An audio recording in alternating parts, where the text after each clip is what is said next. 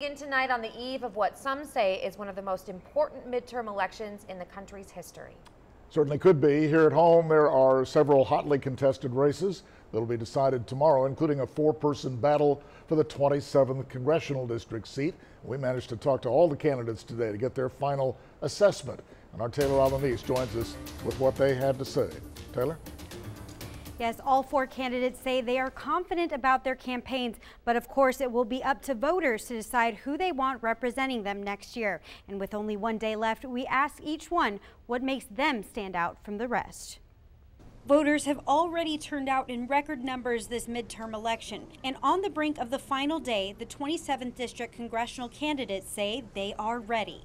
We sat down with each to ask why should voters choose them. Republican Michael Cloud stepped in as the incumbent after winning a special election earlier this year to replace Blake Farenthold. My job has been, since being elected in July, was to work and to give the people a sample of what they can expect from our office.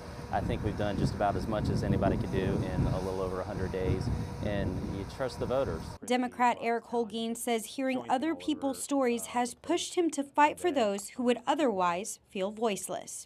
A lot of people have told me they felt that they haven't had proper representation over the past decade, and they want someone who's really willing to get down in the trenches and do the work and do what's necessary to look out for their best interest. Independent candidate James Doerr says voters should look at the accomplishments of each candidate before they make a decision. Doerr previously served on the Del Mar College Board.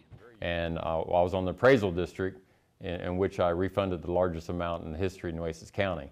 So they know that I can stand up to 7 other members of a board like I did in Nueces County, or I can stand up against Congress too. Libertarian candidate Daniel Tennis says he is a veteran, child advocate, and has many years of public service under his belt. I know that I'm not so arrogant or foolish enough to think that I can run other people's lives or spend their money better than they can. I would consider that my greatest qualification.